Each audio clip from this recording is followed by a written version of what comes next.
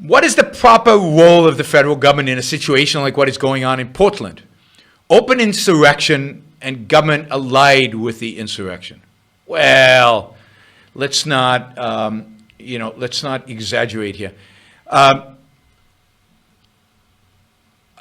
don't think the federal government has much to say in what is going on in Portland. This is primarily in terms of police. This is the job of the local police and Oregon state government and state police to keep the peace. And of course, the problem is that we have a theory of free speech that says that anybody who wants to march should be granted a permit to march, even if they're obstructing people's nice Saturday afternoon stroll in the park. Now, I don't believe that. I don't believe you have a right to assemble. Particularly, you have a right to assemble on your property. You have a right to rent a hall and do an event. You might have a right to rent a space and even in outdoors and do an event. You don't have a right to just march down the street, block traffic, and interfere with everybody else. I don't care if you're on the right, on the left, in the middle, or anything. You don't have a right to disrupt the lives of people who are not interested in what you're doing.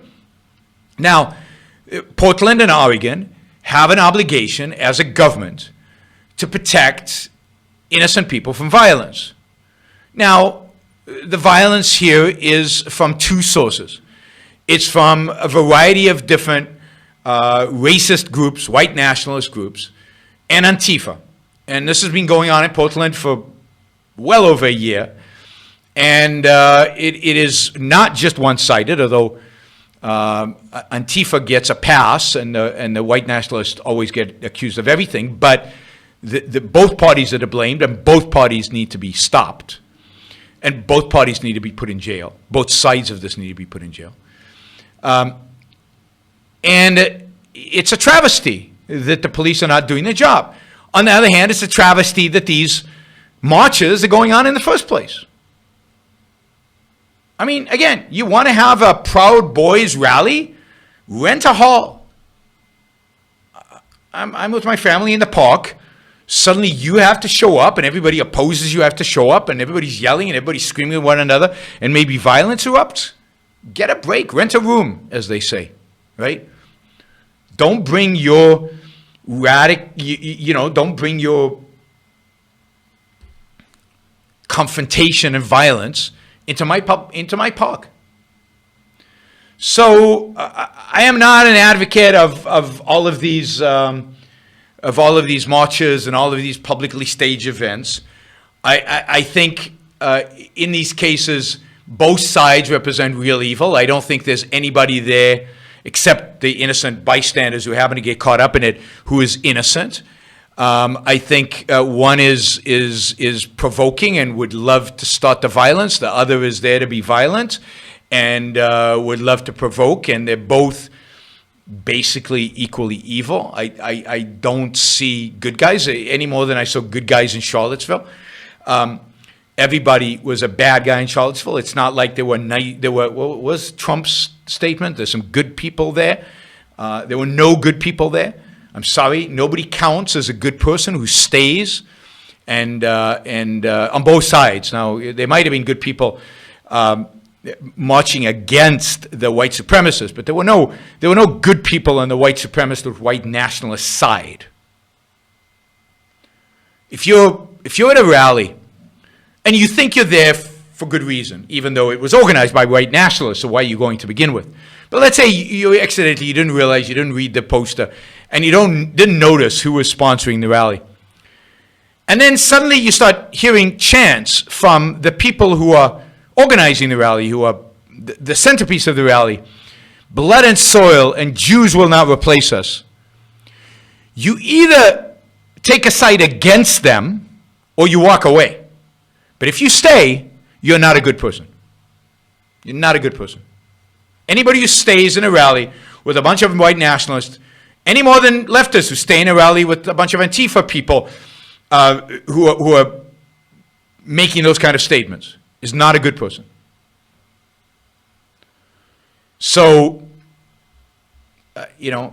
But the national government has no role to play there unless this turns into, kind of an internal civil war. It's not. It's not any. I mean, indeed, it's less. It's less disruptive to the lives of Portlandians than violence in Chicago. It's two gangs, just like gangs in Chicago, going up against each other every Saturday in a park somewhere, and the local government is not doing anything about it. The people who should be infuriated are citizens. They should vote. They should vote the people who are they should vote their politicians out of power because they're not doing the one basic thing the politicians have to do, which is protect them. They're letting these marches go on and on and on with no end. Their only purpose is violence. The only purpose is provocation. And that needs to be stopped, but it's not a reason for the federal government to enter unless you've really got civil war, any more than it's a reason for the federal government to enter because you've got all these shootings in Chicago, which are much worse. Many more people are getting killed in Chicago than are in Portland.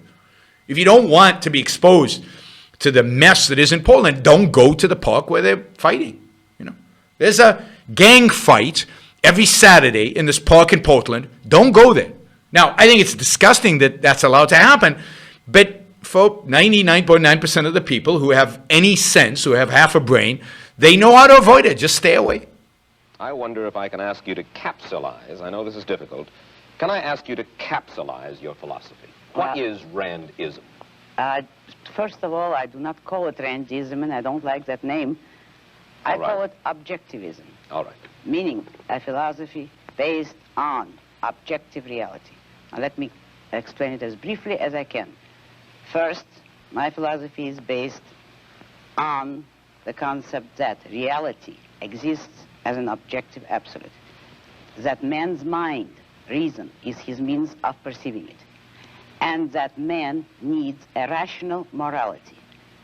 I am primarily the creator of a new code of morality, which has so far been believed impossible, namely, a morality not based on faith.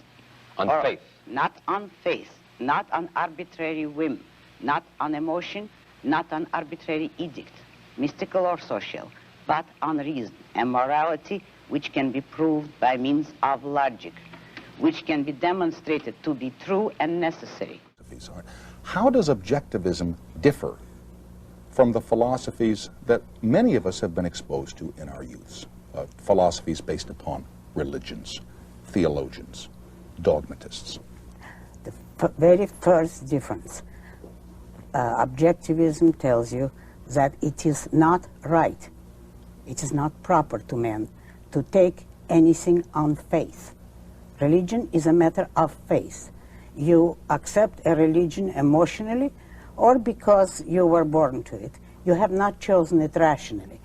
What objectivism will tell you is that reason, man's reason is his basic means of survival. That is the most important faculty which he has, and he has to guide his life and make his choices by means of his rational faculty. He has to make his own choices, but he has to know how to make them. It is immoral for him to act on his emotions, to be guided by the whim of the moment. That objectivism holds as very wrong, very immoral. And morality, in fact, consists of following your reason to the best of your ability. So that rationality is the basic virtue from which all the others proceed. My morality is based on man's life as a standard of value. And since man's mind is his basic means of survival, I hold that if man wants to live on earth and to live as a human being, he has to hold reason as an absolute, by which I mean that he has to hold reason as his only guide to action, and that he must live by the independent judgment of his own mind, that his highest moral purpose is the achievement of his own happiness, and that he must not force other people, nor accept their right to force him, that each man must live as an end in himself and follow his own rational self-interest. Tell me the value of selfishness. use another word, self-esteem.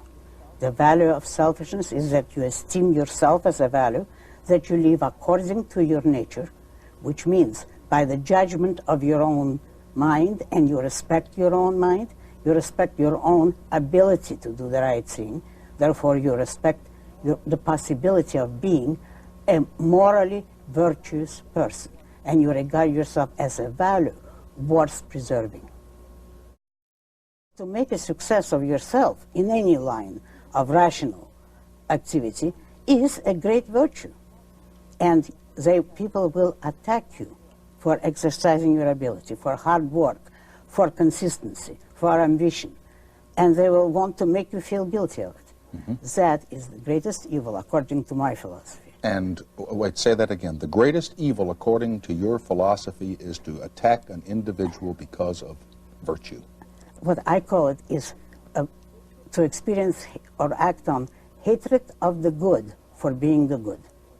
That is attacking people for their virtues, for their achievements, for anything they have which is a value, actually, not for their flaws and not for their evil. In fact, people who preach that are the ones who are mawkish about the evil people, the failures, the liars, the cheats. Everybody who is weak suddenly acquires some kind of value. But anyone who is a success has to be attacked for his success. And look at how you have been attacked. Oh, I know. How you have been criticized. There are many people in this country, forgive me, in this world who think you're daft. They don't. They want you to think that.